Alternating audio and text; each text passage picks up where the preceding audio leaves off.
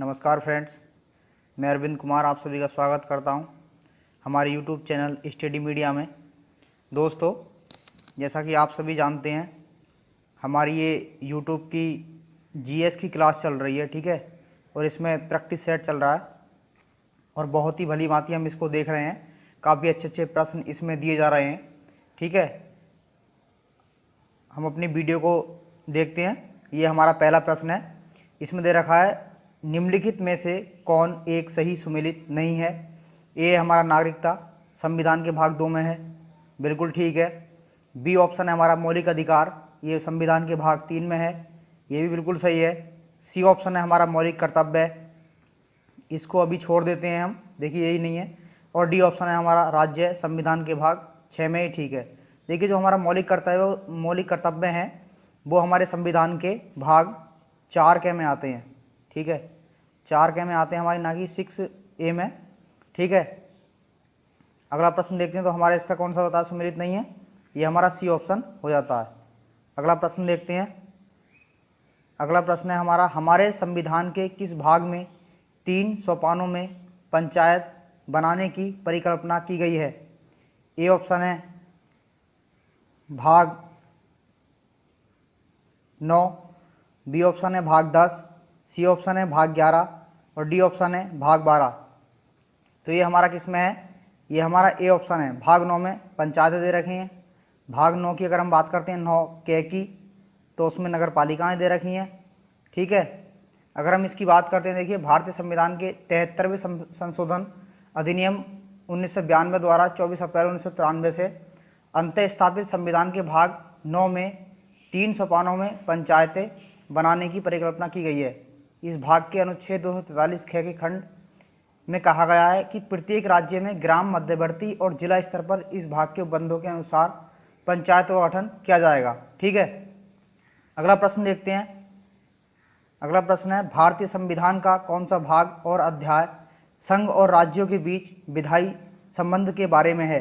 भाग 11 और अध्याय 1, बी ऑप्शन है भाग 11 और अध्याय 2, सी ऑप्शन है भाग 12 और अध्याय 1, डी ऑप्शन है भाग 12 और अध्याय 2, ठीक है। इसमें हमारा देखिए ए ऑप्शन ठीक हो जाता है। अगर हम इसके बारे में बात करें तो भारतीय संविधान के भाग 11 का अध्याय 1 अनुच्छेद 245 से 255 संघ और राज्यों के बीच विधायी संबंधों के बारे में बतलाता है, ठीक है। जो हमारे आते हैं अनुच्छेद 256 से 263 तक। अगला प्रश्न देखते हैं। अगला प्रश्न है हमारा, निम्नलिखित में से कौन सा एक युग्म सही सुमेलित है। ए ऑप्शन है संविधान का दूसरा भाग मौलिक अधिकार, बी ऑप्शन है संविधान का तीसरा भाग नागरिकता, सी ऑप्शन है संविधान का चौथा यानी 4 के भाग मौलिक कर्तव्य, डी ऑप्शन है संविधान का 5वां भाग राज्य के नीति निर्देशक तत्व, ठीक है। तो इसमें हमारा कौन सा ऑप्शन ठीक हो जाता है, ये हमारा सी ऑप्शन ठीक हो जाता है। संविधान के भाग 4 के मौलिक कर्तव्य हैं और संविधान के दूसरे भाग में क्या है, नागरिकता है, नागरिकता, ठीक है। संविधान के भाग 2 में नागरिकता है। संविधान के अगर तीसरे भाग की बात करते हैं तो उसमें आते हैं मौलिक कर्तव्य। और संविधान के अगर हम 5वें भाग की बात करते हैं तो इसमें नीति निर्देशक तत्व हमारे नहीं आते हैं, ठीक है। तो ये भी गलत हुआ, ये भी गलत हुआ, ये भी गलत हुआ। तो हमारा भाग इसमें सी ऑप्शन जो है वो ठीक हो जाता है। देखिए कितना महत्वपूर्ण प्रश्न है, यूपीपीसीएस मेंस 2007 में प्रश्न पूछा जा चुका है। अगला प्रश्न देखते हैं, निम्नलिखित में से कौन भारतीय संविधान के अंतर्गत सही सुमेलित नहीं है, ठीक है। इसे देखते हैं। इसमें पूछा है सही सुमेलित नहीं है। पंचायतें भाग 9 में है, नगर पालिकाएँ भाग 9 के में है, ये भी सही है। सहकारी समितियाँ हमारा 9 ख भी सही है, भाग 9 ख में है। जो अधिकरण भाग 10 ये हमारा सही नहीं है, ठीक है। भाग 10 के अंतर्गत अनुसूचित और अनुसूचित जनजाति क्षेत्र का उल्लेख है, ठीक है। और जो भाग अधिकरण है वो हमारे भाग 14 के में आते हैं, ठीक है। देखिए यूपी ARO 2016 प्री एग्जाम में ये प्रश्न पूछा जा चुका है, जो अब हमारा री एग्ज़ाम हो रहा है इसका 2020 में 2020 में एग्ज़ाम होने के लिए जा रहा है, री एग्ज़ाम हुआ है, ठीक है। अगला प्रश्न देखते हैं। अगला प्रश्न है, भारतीय संविधान के कौन से भाग में पंचायती राज के संबंधित प्रावधान सम्मिलित किए गए हैं। जिसमें पंचायती राज है, ऐसा कौन सा भाग है हमारा, ठीक है। तो देखिए वो है हमारा 9। भाग 9 में पंचायती राज है। भाग 9 के की अगर हम बात करते हैं उसमें नगर पालिकाएँ हैं। ठीक है, भाग 9 ख की अगर हम बात करें तो इसमें हमारी सहकारी समितियां हैं। ठीक है, तो ये हमारा ये हो जाता है पंचायती राज। अगला प्रश्न देखते हैं। अगला प्रश्न है हमारा, देखिए बहुत ही अच्छा प्रश्न है। UDLD 2006 में, UPPCS प्री 2008 में, UPPSC GIC 2008 में, उत्तराखंड PCS प्री 2012 में और UPPCS में 2013 और 15 में प्रश्न पूछा जा चुका है। ठीक है, देखते हैं भारतीय संविधान का कौन सा भाग संविधान की आत्मा कहलाता है।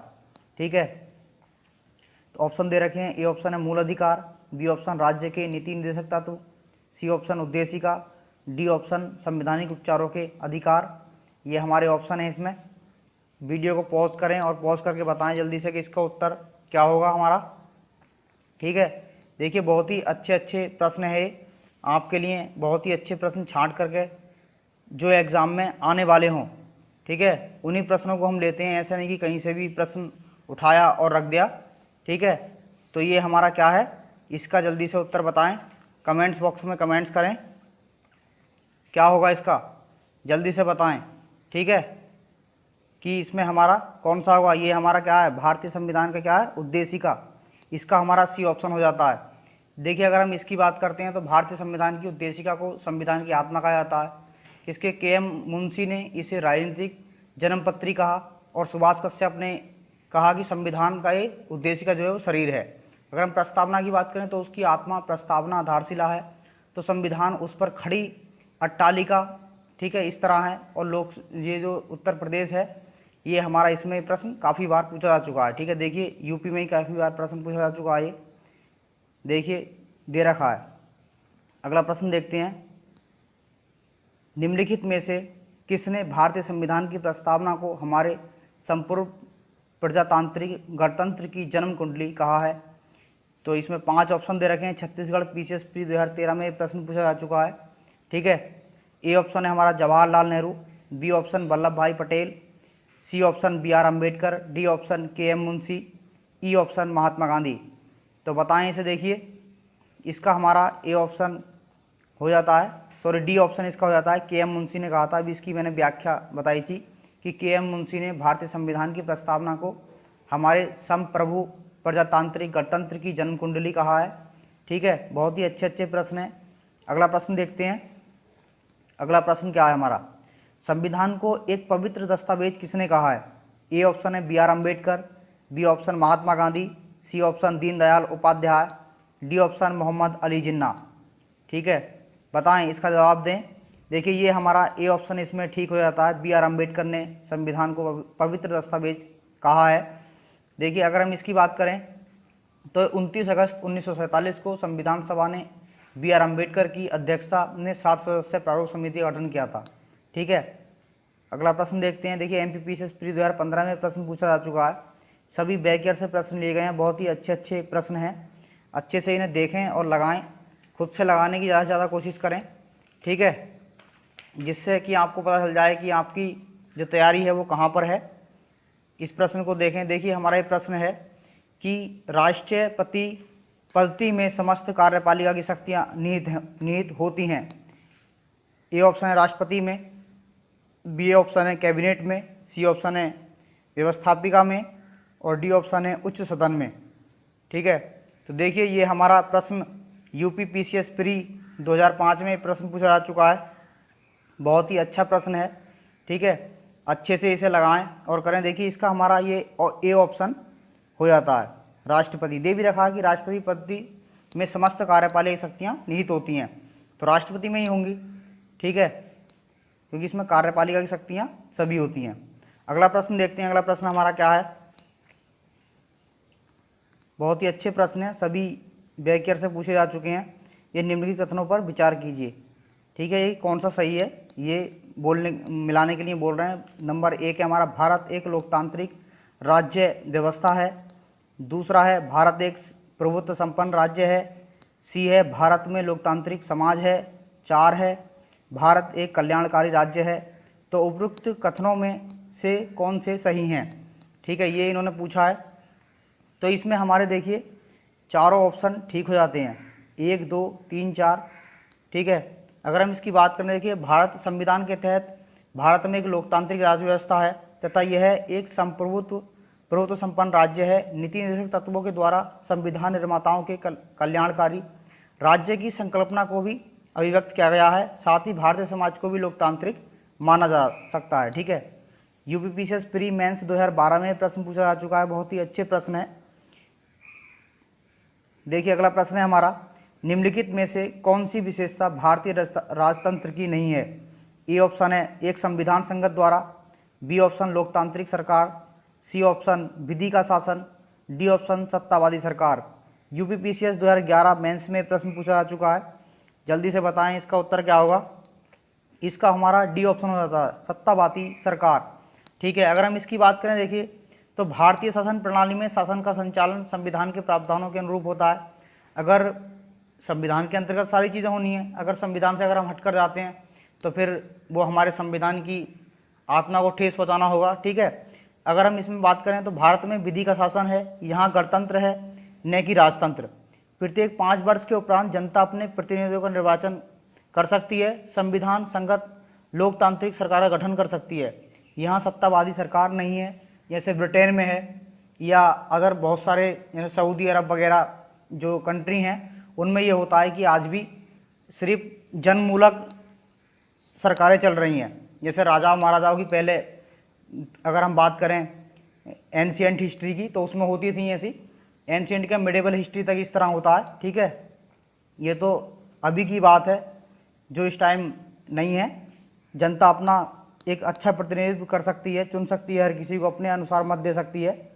ठीक है, अगला प्रश्न देखते हैं। अगला प्रश्न है हमारा, निम्नलिखित में से कौन सा एक भारतीय संविधान का दर्शन नहीं है। ए ऑप्शन है कल्याणकारी राज्य, बी ऑप्शन समाजवादी राज्य, सी ऑप्शन राजनीतिक समानता और डी ऑप्शन साम्यवादी राज्य। बताएं इसका उत्तर क्या होगा। जल्दी से वीडियो को पॉज करें और उसके बाद बताएं। ठीक है, इसका उत्तर हमारा साम्यवादी राज्य हो जाता है। देखिए यूपी लोअर सबऑर्डिनेट मेंस 2015 में प्रश्न पूछा जा चुका है। अगर हम इसकी बात करते हैं तो भारतीय संविधान में कल्याणकारी राज्य, समाजवादी राज्य, राजनीतिक समानता, न्याय, पंथ निरपेक्षता, लोकतंत्रात्मकता, गणराज्य आदि की आत्मसात किया गया है। जब आप प्रस्तावना पढ़ेंगे तो उसमें सारी चीज़ें आपको मिल जाएंगी, किंतु साम्यवादी राज्य के दर्शन का उल्लेख संविधान में नहीं किया गया है। समाजवादी राज्य एक एवं राजनीतिक समानता, न्याय का उल्लेख हमें उद्देशिका में मिलता है। कल्याणकारी राज्य का जो दर्शन है वो संविधान के भाग 4 में हमें मिल जाता है। ठीक है, तो यही हमारा काफ़ी है। अगला प्रश्न देखते हैं। अगला प्रश्न है हमारा, भारत में राजनीतिक सत्ता का प्रमुख स्रोत कौन है। जनता, बी ऑप्शन संविधान, सी ऑप्शन संसद, डी ऑप्शन राष्ट्रपति। देखिए उत्तराखंड यूडीए एलडीए प्री 2007 में प्रश्न पूछा जा चुका है। ठीक है, तो इसका उत्तर हमारा क्या होता है, ये हो जाता है हमारा जनता। ठीक है, देखिए भारत में राजनीतिक सत्ता का प्रमुख स्रोत जनता है, क्योंकि भारत का संविधान आरंभ होता है कि हम भारत के लोग भारत को संपूर्ण प्रभुत्व संपन्न समाजवादी पंथ निरपेक्ष लोकतंत्रात्मक गणराज्य बनाने के लिए। ठीक है, सब चीज़ आ जाती है, अर्थात भारत में राजसत्ता जनता में निहित है। जनता को अपने प्रतिनिधित्व निर्वाचित करने का अधिकार है, जो जनता के स्वामी न होकर सेवक रहें। ठीक है, अगला प्रश्न देखते हैं। अगला प्रश्न हमारा क्या है। अगला प्रश्न है हमारा, निम्न में से कौन एक भारत के संविधान का संघीय लक्षण नहीं है। देखिए यूपीपीसीएस प्री री एग्जाम 2015 में प्रश्न पूछा जा चुका है। अच्छे से देखें इसको, वीडियो को पॉज करें, खुद से लगाएं, तब जवाब दें। इसके ऑप्शन देखते हैं और इसके विकल्प क्या हैं। इसका ए ऑप्शन है केंद्र तथा राज्यों के बीच शक्ति का बंटवारा, बी ऑप्शन है पूर्ण रूप से लिखित संविधान, सी ऑप्शन है एकहरी नागरिकता और डी ऑप्शन है स्वतंत्र न्यायपालिका। क्या होगा इसका उत्तर बताएं। ये हमारा एकहरी नागरिकता इसका उत्तर हो जाता है। अगर देखिए हम इसमें बात करें, एकहरी नागरिकता भारतीय संविधान का संघीय लक्षण नहीं है। भारतीय संविधान में एकात्मक और संघात्मक दोनों प्रकार की विशेषताएं मौजूद हैं। भारतीय संविधान के संघात्मक लक्षणों में लिखित संविधान और कठोर संविधान, केंद्र तथा राज्यों में शक्तियों का वितरण, न्यायपालिका की सर्वोच्च एवं स्वतंत्र द्विसदनीय विधानमंडल आदि हैं। जबकि एकात्मक लक्षणों के अंतर्गत एकल नागरिकता, राज्यपालों की राष्ट्रपति द्वारा नियुक्ति और आपातकाल की घोषणा, समझौतों को लागू करने का संसद में आदि शक्ति का प्रयोग किया गया है। ठीक है, अगला प्रश्न अब हम देखते हैं। देखिए, यूपी पीसीएस प्री 2015 री एग्जाम में प्रश्न पूछा जा चुका है। वीडियो को अच्छे से सुनें, अच्छे से देखें इसे, उसके बाद ही लगाएं। बहुत ही अच्छे अच्छे प्रश्न हैं और सभी प्रीवियस ईयर से प्रश्न लिए गए हैं, आप देख भी रहे होंगे। ठीक है, अगला प्रश्न है हमारा, भारत में दल विहीन प्रजातंत्र किसने प्रस्तावित किया। ठीक है, ऑप्शन देखते हैं हम इसके। ए ऑप्शन है S.A. डांगे, बी ऑप्शन है राम मनोहर लोहिया, सी ऑप्शन है हमारा महात्मा गांधी और डी ऑप्शन है हमारा जयप्रकाश नारायण। देखिए, एमपीपीसीएस प्री 2019 में प्रश्न पूछा जा चुका है। बहुत ही अच्छे प्रश्न हैं, सारे अच्छे से लगाएं। तो ये हमारा देखिए, इसमें जो हमारे ऑप्शन हो जाते हैं वो सी एवं डी दोनों हमारे ऑप्शन है इसमें। अगर हम बात करें तो महात्मा गांधी और जयप्रकाश नारायण ने भारत में दल विहीन प्रजातंत्र का समर्थन किया। ये दलीय व्यवस्था के दोषों के कारण दल विहीन लोकतंत्र एवं सहभागी लोकतंत्र के समर्थक थे। ठीक है, दोनों थे, सी एवं डी दोनों ऑप्शन है इसमें। लेकिन आप जब एग्जाम में जाएंगे तो आपको एक ही मिलेगा, या फिर इस तरह से आएगा, ए ऑप्शन होगा महात्मा गांधी, बी ऑप्शन होगा जयप्रकाश नारायण और फिर सी होगा दोनों और डी ऑप्शन होगा इन दोनों में से कोई नहीं। ठीक है, तो हमारा फिर सी ऑप्शन करेक्ट हो जाता है कि महात्मा गांधी और जयप्रकाश नारायण दोनों थे इसमें। अगला प्रश्न देखते हैं। अगला प्रश्न है हमारा, किसने कहा था भारत अर्धसंघात्मक राज्य है। ठीक है, बहुत ही अच्छे प्रश्न। देखिए, यूपीपीएससी जीआईसी 2010 में प्रश्न पूछा जा चुका है और यूपीपीसीएस प्री 2019 में प्रश्न पूछा जा चुका है। सारे प्रश्न बैक ईयर से लिए गए हैं, बहुत ही अच्छे प्रश्न हैं। ठीक है, इनको लगाएं और लगा करके खुद से भी देखें एक बार, वीडियो को पॉज करके कमेंट्स बॉक्स में हमें कमेंट्स करके हर प्रश्न का जवाब दें, ताकि हमें ही पता चले कि हम कहाँ हैं। ठीक है, और आप कहाँ हैं। तो इसके ऑप्शन देखते हैं हम। ऑप्शन है हमारा Harold Laski, B option Ivor Jennings, C option Lord Bryce और डी ऑप्शन के.सी. बेयर। ठीक है, तो ये हमारा कौन सा उत्तर हो जाता है इसका। ठीक है, इसका हमारा देखिए डी ऑप्शन हो जाता है, के.सी. बेयर। ठीक है, अब हम देखिए अगला प्रश्न देखते हैं। हमारा अगला प्रश्न क्या है, बहुत ही अच्छे अच्छे प्रश्न है ये। चलिए अगला प्रश्न देखते हैं। किस वर्ष में जन गण मन को भारत का राष्ट्रगान के रूप में अपनाया गया। ठीक है, तो ये हमारा ए ऑप्शन है 1948 में, बी ऑप्शन 1949 में, सी ऑप्शन 1950 में, डी ऑप्शन 1951 में। RAS RTS प्री 1996 में प्रश्न पूछा जा चुका है। तो इसका हमारा जो ऑप्शन हो जाता है, देखिए सी ऑप्शन हमारा हो जाता है। देखिए, संविधान सभा ने 24 जनवरी 1950 को जनगण मन को राष्ट्रगान के रूप में अपनाया। राष्ट्रगान को गाने का समय सभी जानते हैं आप 52 सेकंड होता है। ठीक है, इस प्रश्न के लिए हमारा इतना ही काफ़ी है। अगला प्रश्न देखते हैं। अगला प्रश्न है हमारा, भारत शासन द्वारा राज्य के चिन्ह कब से अंगीकृत किया गया था। ठीक है, ए ऑप्शन है हमारा 15 अगस्त 1948 को, बी ऑप्शन 2 अक्टूबर 1947, सी ऑप्शन 26 जनवरी 1948, डी ऑप्शन 26 जनवरी 1950। वीडियो को पॉज करें और बताएं हमें कि इसका उत्तर क्या होगा। इसका हमारा डी ऑप्शन हो जाता है 26 जनवरी 1950। ठीक है, एमपीपीसीएस प्री 1999 में प्रश्न पूछा गया। देखिए, भारत शासन द्वारा राज्य के चिन्ह को 26 जनवरी 1950 को अंगीकृत किया गया था। यह सारनाथ वाराणसी स्थित अशोक के सिंह स्तंभ के शीर्ष से लिया गया है। ठीक है, बहुत ही अच्छा प्रश्न है। अगला प्रश्न देखते हैं। अगला प्रश्न हमारा क्या है, भारत की संविधान सभा ने राष्ट्रीय ध्वज को सर्वप्रथम कब स्वीकार किया।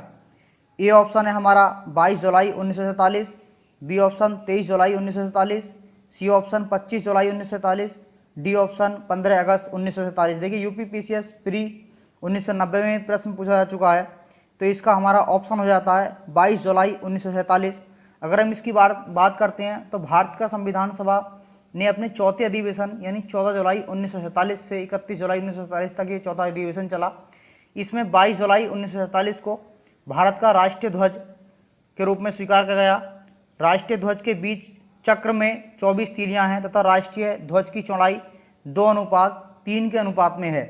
ठीक है, अगला प्रश्न देखते हैं। अगला प्रश्न क्या है हमारा, अगला प्रश्न है, संविधान के निम्नांकित में से किस प्रावधान के अंतर्गत भारतीय संसद को नए राज्य बनाने का अधिकार है? अनुच्छेद 1 ए ऑप्शन है, अनुच्छेद 2 बी ऑप्शन है, अनुच्छेद 3 सी ऑप्शन है, अनुच्छेद 4 डी ऑप्शन और अनुच्छेद 5 ई ऑप्शन। ठीक है, इसमें वीडियो को पॉज करें और जल्दी से बताएं हमें कि किस में नए राज्य का बनाने का प्रावधान है। ठीक है, तो ये हमारा सभी जानते हैं आप, सी में नए राज्यों को बनाने का प्रावधान है। देखिए, इसके तहत नए राज्य बनाए जा सकते हैं, इसकी क्षेत्रों की सीमाओं तथा नामों में परिवर्तन किया जा सकता है, भारतीय संसद में निहित है ये। जबकि अनुच्छेद 1 के तहत संघ का नाम और राज्य क्षेत्र, अनुच्छेद 2 के तहत भारतीय संघ में नए राज्यों के प्रवेश या स्थापना का प्रावधान किया गया है। ठीक है, छत्तीसगढ़ पीसीएस प्री 2014 में प्रश्न पूछा जा चुका है। अगला प्रश्न देखते हैं, अगला प्रश्न क्या है हमारा, राज्य के नए राज्य के गठन की शक्ति निहित है? ए ऑप्शन संसद में, बी ऑप्शन राष्ट्रपति में, सी ऑप्शन मंत्रिपरिषद में, डी ऑप्शन राज्य पुनर्गठन आयोग में। देखिए, यूपी पीसीएस मेंस 2008 में प्रश्न पूछा जा चुका है, बहुत ही अच्छा प्रश्न है। ठीक है, बताएं, और आप सभी जानते भी होंगे, मुझे ऐसा नहीं लगता कि आप नहीं जानते होंगे इसको, लेकिन प्रैक्टिस के लिए बहुत अच्छा प्रश्न है। संसद में नए राज्यों को गठन करने की शक्ति का प्रावधान है। ठीक है, और ये संसद के द्वारा ही होता है। अगला प्रश्न देखते हैं, अगला प्रश्न हमारा क्या है, निम्नलिखित में से कौन सा कथन नए राज्यों के निर्माण के बारे में सही निहित नहीं है? ए ऑप्शन है हमारा, संसद विधि द्वारा एक नए राज्य का निर्माण कर सकती है। बी ऑप्शन, इस प्रकार की विधि में संविधान की पहली अनुसूची और चौथी अनुसूची के संशोधन का प्रावधान होगा। सी ऑप्शन, इस प्रकार की विधि को अनुच्छेद 368 के प्रयोजनों के लिए संविधान का संशोधन समझा जाएगा। और डी ऑप्शन है, इस प्रायोजन के लिए विधेयक संसद में तब तक पुनर्स्थापित नहीं किया जा सकता जब तक इसे उस राज्य के विधानमंडलों को निर्दिष्ट नहीं कर दिया गया है जिसके क्षेत्र, सीमाओं या नाम पर इसका प्रभाव पड़ता है। देखिए, यूपी पीसीएस मेंस 2011 में प्रश्न पूछा जा चुका है, और जो हमारा डी ऑप्शन है ये तो बहुत ही बड़ा ऑप्शन है। ठीक है, चिंता ना करें, इसका भी उत्तर होगा। ये हमारा इसका सी ऑप्शन है। ठीक है, सी ऑप्शन है ये हमारा, कि इस प्रकार की विधि को अनुच्छेद 368 के प्रयोजन के लिए संविधान में संशोधन समझा जाएगा। ठीक है, अगर हम इसकी बात करते हैं, देखिए, नए राज्यों के निर्माण के लिए विधि हेतु अनुच्छेद 368 के तहत विशेष प्रक्रिया संविधान संशोधन नहीं अपनाई जाती है, अर्थात संसद साधारण बहुमत में नए राज्यों का निर्माण कर सकती है तथा संविधान के अनुच्छेद 4(2) के अनुसार इस प्रकार की विधि अनुच्छेद 368 के प्रयोजन के लिए संविधान का संशोधन नहीं समझी जाती है। ठीक है, तो इसमें हमारा इस तरह से हम विकल्प सी ठीक हो जाता है। अगला प्रश्न देखते हैं, एक नए राज्य बनाने में संवैधानिक संशोधन के लिए कैसा बहुमत चाहिए? ए ऑप्शन है साधारण, B option 2/3, C option 3/4, D option 2/3 एवं आधे राज्यों का समर्थन, ई ऑप्शन है उपरोक्त में से कोई नहीं, उपरोक्त में से एक से अधिक। ठीक है, तो नए राज्यों के देखिए हमारे बनाने के लिए हमें कुछ नहीं, सिर्फ साधारण बहुमत की आवश्यकता होती है, कुछ नहीं चाहिए हमें। ठीक है, इसके लिए इतना ही काफ़ी है हमारा। बीपीएससी प्री 2016 में प्रश्न पूछा जा चुका है। अगला प्रश्न देखते हैं, लोकसभा में केंद्र शासित प्रदेशों के लिए कितनी सीटें आरक्षित हैं? ए ऑप्शन है 20, ठीक है, B option 25, C option 30, D option कोई सीट आरक्षित नहीं है। ठीक है, तो देखिए, देखते हैं इसको। उत्तराखंड यूडीए एलडीए प्री 2007 में प्रश्न पूछा जा चुका है, और यूपी पीसीएस एसपीएल मेंस 2008 में भी प्रश्न पूछा जा चुका है। तो इसमें हमारी सीटों की संख्या 20 है। अगर देखिए हम इसके बारे में बात करें तो अनुच्छेद 81 में 31वें संविधान संशोधन 1973 के तहत गोवा दमन द्वीप पुनर्गठन अधिनियम 1987 द्वारा संशोधित किए गए हैं। इसके अनुसार लोकसभा के लिए अधिकतम 530 सदस्य राज्य के निर्वाचित क्षेत्रों से, ठीक है, और अधिकतम केंद्र शासित से 20 सदस्य ले आते हैं। अगर हम इनकी बात करते हैं राज्य क्षेत्रों की, तो देखिए दिल्ली है, अंडमान निकोबार, चंडीगढ़, दादर नगर हवेली, दमन द्वीप, लक्षद्वीप, पुडुचेरी, जम्मू कश्मीर, लद्दाख, ये राज्य हमारे आते हैं। ठीक है, केंद्र शासित प्रदेश हैं, सॉरी। अगला प्रश्न देखते हैं। अगला प्रश्न हमारा क्या है, राज्य पुनर्गठन आयोग ने 1 नवंबर 1956 को कितने राज्य तथा कितने संघ राज्य बनाए। ठीक है, ये हमारा प्रश्न है। इसका उत्तर देखते हैं। इसका उत्तर क्या है। ए ऑप्शन है 14 राज्य एवं 6 संघ राज्य, बी ऑप्शन है 17 राज्य एवं 6 संघ राज्य। ठीक है, और हमारा ये सी ऑप्शन है 14 राज्य एवं 8 संघ राज्य, और डी ऑप्शन है हमारा 17 राज्य एवं 8 संघ राज्य। ठीक है, एमपी पीसीएस प्री 2004 में हमारा प्रश्न पूछा जा चुका है। ठीक है, तो ये हमारे कौन से होते हैं, ये हमारा इसका उत्तर है 14 राज्य एवं 6 संघ राज्य। ठीक है, देखिए अगर हम इसकी बात करते हैं तो स्वतंत्रता के पश्चात नए राज्यों के निर्माण के लिए फजल अली की अध्यक्षता में एक राज्य पुनर्गठन आयोग का गठन किया गया। ठीक है, जिसकी सिफारिश पर 14 राज्य एवं 6 संघ राज्य क्षेत्र स्थापित किए गए। आंध्र प्रदेश स्वतंत्रता के पश्चात भाषा के आधार पर गठित होने वाला पहला राज्य था। 1 अक्टूबर 1953 को इसका गठन किया गया। ठीक है, जिसमें इसका जो वो क्या था, आवाज़ उठाई थी, उनका नाम था ऐसी पोट्टी रामुल्लू करके कुछ इस तरह से नाम था, जिनकी 56 दिन के आम अनशन के बाद मृत्यु हो गई थी। ठीक है, अगला प्रश्न देखते हैं। बहुत ही अच्छे प्रश्न है। देखिए, तेलंगाना राज्य बन जाने के बाद भारत के राज्यों की संख्या क्या थी। ठीक है, ए ऑप्शन है 27, B option 28, C option 29, D option 30। UP PCS mains 2013 में प्रश्न पूछा जा चुका है। उत्तराखंड यूडीएलडीए में भी पूछा जा चुका है। ठीक है, तो इसमें हमारा बी ऑप्शन ठीक हो जाता है 28। देखिए, जो तेलंगाना बना था हमारा, वो 2 जून 2014 को नया राज्य बना था, और ये किससे हुआ था, आंध्र प्रदेश से अलग हुआ था जिस समय। लेकिन जम्मू और कश्मीर राज्य 2 संघ राज्य क्षेत्र हैं। अगर हम इनके बारे में बात करें तो इसके उपरांत वर्तमान संख्या जो है हमारी 28 है। ठीक है, दादर नगर हवेली और दमन और दीव का ही विलय हो चुका है। उधर जम्मू कश्मीर भी केंद्र शासित प्रदेश बन चुका है, लेकिन उस टाइम 29 थी और अब जो है वो 28 है। ठीक है, और जो हमारे केंद्र शासित प्रदेशों की संख्या है वो हमारी यूटी की जो संख्या है 8 संख्या है, और राज्य जो है वो हमारे 28 हैं। ठीक है, अगला प्रश्न अब हम देखते हैं। अगला प्रश्न हमारा क्या है, निम्नलिखित में से कौन सा भारत में भाषा के आधार पर बना पहला राज्य था। सभी जानते हैं आप। ए ऑप्शन है हमारा Kerala, B option Madhya Pradesh, C option Andhra Pradesh, D option Uttar Pradesh. ठीक है, 1953 में हमारा बना भाषा के आधार पर बनने वाला सबसे पहला हमारा राज्य था ये भारत में, जिसमें पोट्टी श्रीरामुलु करके एक नाम था। उन्होंने आम्र अनशन किया और 56 दिन के आम्र अनशन के पश्चात उनकी मृत्यु हो गई। उसके बाद जवाहरलाल नेहरू ने, हमारे उस टाइम प्रधानमंत्री थे, आंध्र प्रदेश को भाषा के आधार पर सबसे पहला बनने वाला राज्य बनाया। ठीक है, अगला प्रश्न देखते हैं। अगला प्रश्न क्या है हमारा, आंध्र प्रदेश एक भाषाई राज्य के रूप में गठित किया गया। अभी मैंने इससे पहले बताया। ए ऑप्शन 1950 में, बी ऑप्शन 1953 में, सी ऑप्शन 1956 में, डी ऑप्शन 1961 में। देखिए, यूपी पीसीएस मेंस 2009 में प्रश्न पूछा जा चुका है।